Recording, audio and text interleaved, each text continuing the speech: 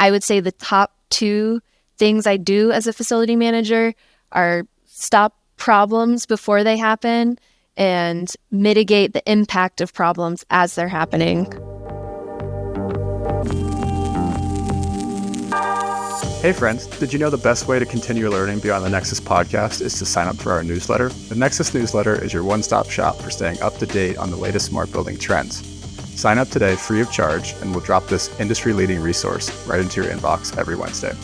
If you're already signed up, double high five and thank you, but now tell your coworkers and your friends. Once you're signed up, the best way to continue the learning is to join the Nexus Pro membership community or our online course offering headlined by our flagship course, Nexus Foundations.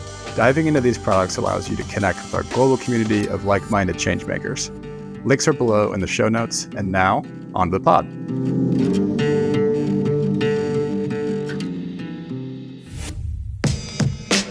My name is Mary Gloven. I am the facility manager at the Alliance Center, a co-working space and event space that is also a nonprofit headquarters. And this is Chapter 1 of In the Field.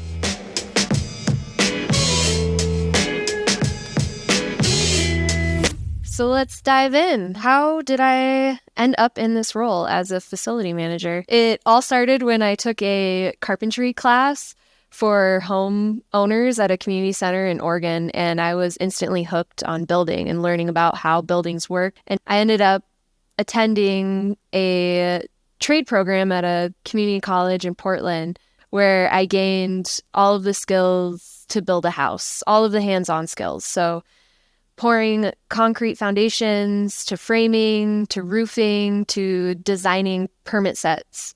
I did it all. And from that minute when I stepped foot into the field, I instantly was drawn to the connection between energy efficiency, comfort, and I picked up a book by Rocky Mountain Institute and went off the deep end from there. I became a certified PV solar installer as well as designer, did Earth Advantage's Sustainable Homes professional training, attended leadership in the trades seminars, and also earned my green associate with USGBC. And then I came out to Colorado. Initially, I was doing work as a general contractor on residential building projects. I was a deconstructionist and just general laborer in the field. When I saw this position as a facility manager, I was thinking there wasn't a chance in hell that I would be qualified for it.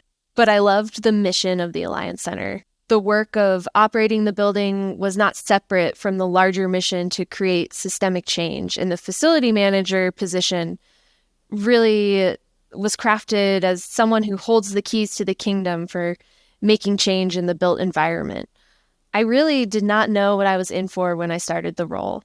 Initially, when I pictured a facility manager, I thought of a guy in a dark room, no windows, clicking on Excel spreadsheets, moving numbers around, that kind of thing, which was kind of funny because it's not totally far off. You know, I do use my computer every single day and I have a massive spreadsheet that holds all of the information about the building, but it's a lot more than that. I make an impact on people every day through the choices I make with the building, whether it's just keeping the building afloat with the things that I'm working on right now, as far as our waste hauler has pulled out unexpectedly, janitorial vendor has changed, fire line broke, washer flooded all 5 floors of the building, to doing things like mitigating air quality issues, working directly with the cafe that we have that's open to the public to find ways for more people to collaborate. There's a ton that I do, and there's a ton that's on my plate that's a lot more than that initial picture I had of the windowless room and guy just clicking on a computer. But my background in construction has been extremely beneficial because I spent so much time understanding how to build from the ground up. I have that hands-on knowledge and big picture knowledge that is applicable to a commercial building. What I hope to do with this role is change the way people view and use the built environment. Day to day, though, most of my time is spent overseeing the operations and inferring patterns from the numerous dashboards I use on a daily basis. I would say the top two things I do as a facility manager are stop problems before they happen and mitigate the impact of problems as they're happening.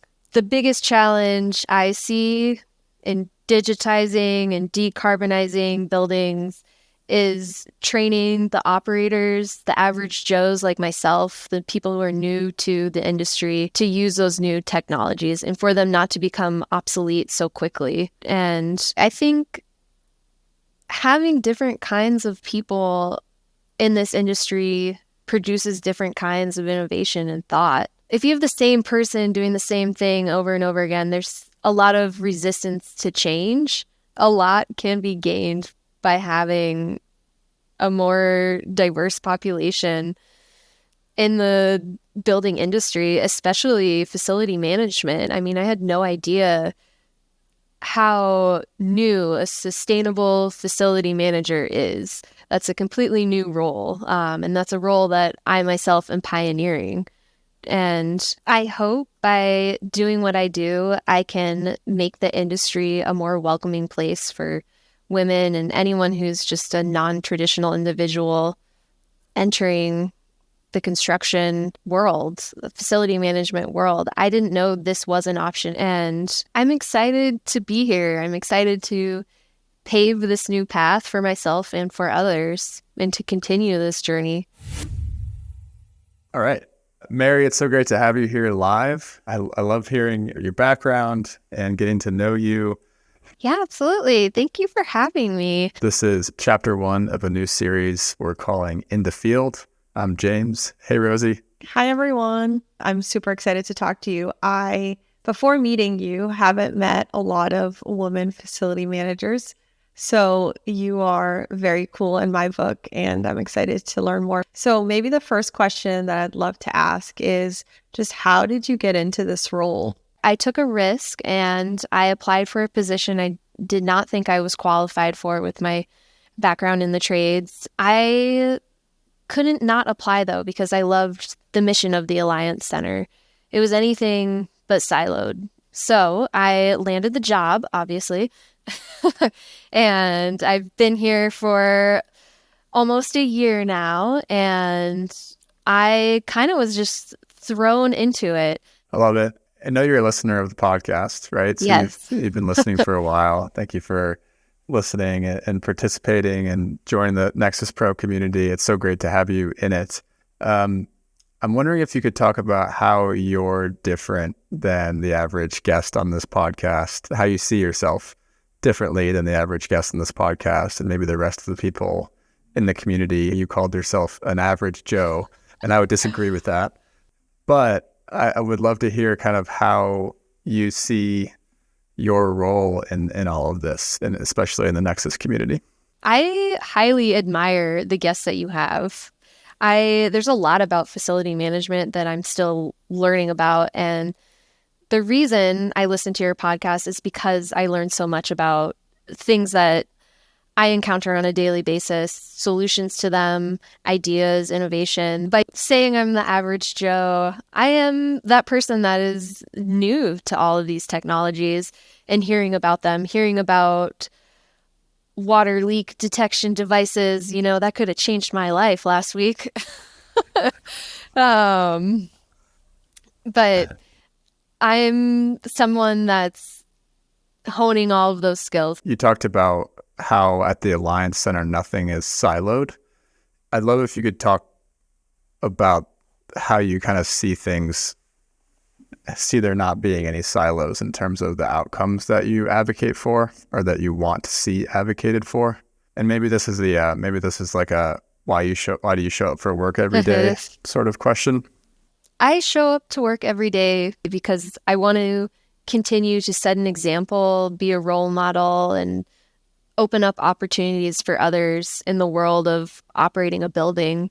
I don't see or interact with very many people like myself in this industry, and I hope that by simply existing in this role that it opens up the opportunity for someone else to know that it's a potential. As far as the building industry needing to understand that all of the many issues that we're trying to dissect and become experts at, whether it be the technology side or the environmental impact side, they're all interconnected. And equity is definitely a piece of that puzzle. I mean, I don't think you can have one thing without the other. They all impact each other. So a lot of the improvements that we're making so quickly, I think they need to be accessible to everyone. I think by making that knowledge more public, by being more educational about it, we raise the standard for everything in the built environment. It's no longer just code, but we all have a higher standard for what we should expect out of our buildings. That's awesome. That's brilliant. And I think this would be a good time to talk about the technology you have. So I've been in your building. I've been a tenant in your building before. It's a amazing test bed, lower downtown Denver, right next to Union Station, really busy area. And here we have this little beautiful test bed for sustainable technologies. Can you talk about the technology that you have at your fingertips and the different systems installed? Yeah, so I utilize a bunch of different technologies that I wish were all in one place. I utilize Metasys to control the comfort of the building as well as how it corresponds to our utility bills. I use Crestron and a logic scheduler for communicating to each of our conference rooms and offices when it's occupied and when it's not occupied. I also utilize Kytera sensors, which are amazing and are kind of like the fun project. I get the one fun project amongst all the others. I use Sunny Portal, which is a, I guess, data tracker, you'd say, for the PV solar on the roof, an Ion Water app for monitoring the water usage, security cameras, internet. I love this because it's a 40,000 square foot building and it's overwhelming the number of systems that you have to manage, which I think says a lot about the state of our industry. This is not like some, huge campus, right? And like you said, it would be ideal if you had some way to pull these systems together to give you some sort of more comprehensive strategic view at things. And you even mentioned earlier, you don't even have water leak detection and you'd like that. So you'd like one more. I know. Really, it's like when I get to work, I am opening so many tabs of dashboards and monitoring systems to just see where we're at. And then of course I have this massive Excel spreadsheet that's at least 50 different sheets. That is my Bible for just everything. The operations schedule broken down into responsible parties, associated vendors, reoccurring permit fees, utility tracking, specs for everything on the building, the lighting, plumbing, emergency action planning. That is, that Excel spreadsheet. I would really be a goner if that disappeared. Which is, it just feels kind of ridiculous because it's like, I know we can do better and I know there are things out there, but I'm also coming from a place where I work for a nonprofit and our budget is not endless.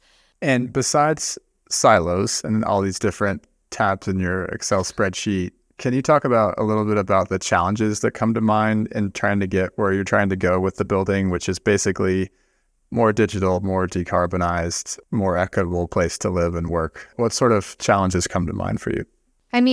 Biggest challenge is creating a workflow that actually works while simultaneously dealing with so many emergency issues. Just when I think I can figure out things with our commissioning agent, a fire line breaks and that becomes the center of my attention. But there are all these other things going on, systems in the building that also need my attention. So much is figuring out where to prioritize. Mary, can you share with us a story, a recent situation that kind of brings some of these challenges to light? All in 1 month, we had 4 separate water issues, flooding issues. The first one was our fire line burst within our brick foundation wall. So it was a pipe that was probably installed in the 50s, made of ductile iron, and it just became corroded and decided to burst. And luckily, we were at the building when it happened. We do not have any type of leak detection in place. So, had that happened over the weekend and been 48 hours, 72 hours later, that would have not been great. So at the same time, while juggling this project, which is also a lot of communicating with the city of Denver, with city planners as far as what to do with that valve, we also had another flood on our 5th floor, a fancy European washer, don't know who installed it, that we use now and again to wash rags that we use in our community kitchen. It wasn't closed all the way and just malfunctioned, water flooded all 5 floors to the basement, including private offices, affecting fire alarms because those were stacked underneath the janitorial closets, which is kind of an interesting place as far as design goes, putting that near a water source. So having that, and then also having a 5th floor men's restroom flood due to a leak that was not mitigated by preventative maintenance. So my life has been a lot of water, a lot of also just running toilets, that can eat up so much water, and learning a lot about the different types of leak detection out there. That's something I want to invest in for the building. We spend so much time talking about, what users, how much water they should use. And then you have something like a running toilet for a whole weekend can, be 80,000 gallons of water just down the drain. So yeah, those are some of the challenges I've been facing lately. Floods and water. Wow. So you were talking about your roofing issue and preventative maintenance, and you strike me as someone that knows a ton about all of the systems in the building based on from your background. You've literally built these things yourself. And then you're also learning about the technology side. And so I was wondering if you think about the vendors that are sort of helping you run this building. You mentioned all those different systems. How do you like to work with vendors given kind of where you're at? And what do you like to see from your vendors, especially as you think about the ones you're working with on a day-to-day basis? Honestly, one of my most favorite parts of my job is working with vendors and maintaining those relationships. The biggest challenge is trying to get vendors to see the whole picture of the building. Normally when someone comes out for a job, say it's just for roofing, they don't understand that there's no penetrations in our roof because we're a completely sealed envelope. They're not going to quite understand the PV solar on the roof. They're not going to quite understand what's going on with the rooftop unit, why we need to maintain our single rooftop unit, make sure the flashing is correct around it. It's trying to bridge those relationships with people. That's the most challenging thing. I can't, make someone see something holistically, but hope that I can encourage them to. Yeah, really kind of, you need somebody to kind of bridge the silos with you, or at least try to. Yeah, majority of vendors are responsive to that, and they're interested in learning more. But every now and then there is someone who, doesn't want to talk about anything that's going on in the building other than the job they came there for. Not interested in chatting with me, don't quite understand, am I the facility manager? Am I the wife of the facility manager? Who am I? Occasionally that happens. And unfortunately, it's, that's 1 out of 100 experiences. It really sticks with you and it really just sours it. And it makes that gap so apparent. I'm curious to hear from you. You hit on it now. Being a woman in facility management is kind of unique, obviously. And we're hoping that the work that you're doing continues to change that, and more young girls and older girls and everyone in between, really knows that this is an opportunity and a role that they can take on. So can you share with us what it is like for you being a woman in facility management? Being a woman in the facility management industry is interesting. Every day is very interesting. I, more often than I should, get questioned about my knowledge, about not really my background, but I guess just how I know things. Definitely, after many conversations with vendors, I will get someone that says, wow, how do you know all this stuff?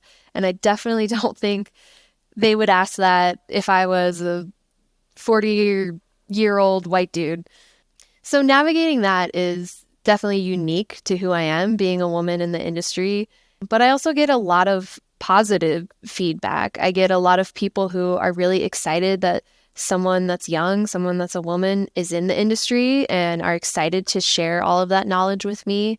I would say there are more people like that than there are of the negative experience. That's great. And what do you think about, the next generation? How do we help more women become facility managers? Like, what needs to happen from your perspective? I think increasing education and visibility of this position. I mean, my role in any facility operations manager is pretty vital to the entire existence of a building. The person that coordinates all of these things that require a building to be successful. I think just showing how interesting that is to younger people, showing that it even is an option is what needs to happen first. But I am more than happy to be that person, to be that mentor in that space, to showcase that.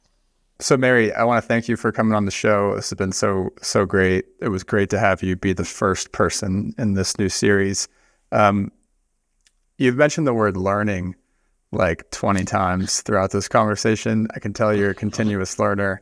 You're one of us in that department. Can you talk about kind of what you're learning about right now? Well, like what's on your learning list? Well, first, thank you so much for having me. It's an absolute honor to be on your podcast.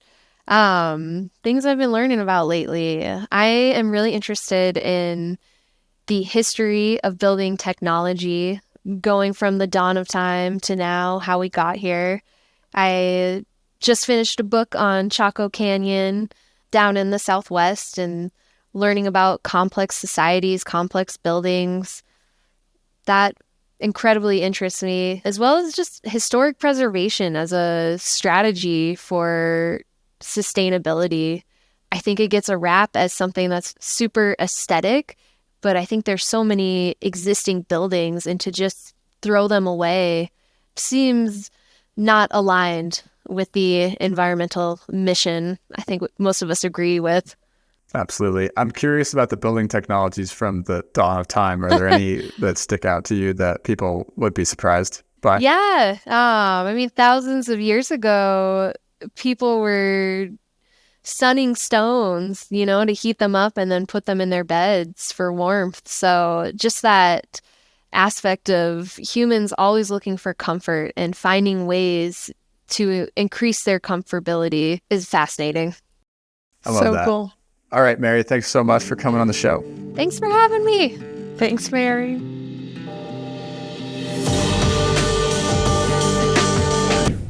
Okay, friends, as we're trying these new formats, please let us know what you think. In your podcast player right now or on the episode page on our website, there's a link to a survey for this specific episode. We'd love to hear from you, and we want to hear your feedback. Also, don't forget to sign up for the Nexus newsletter or invite your coworkers and friends with the link below. Catch you next time.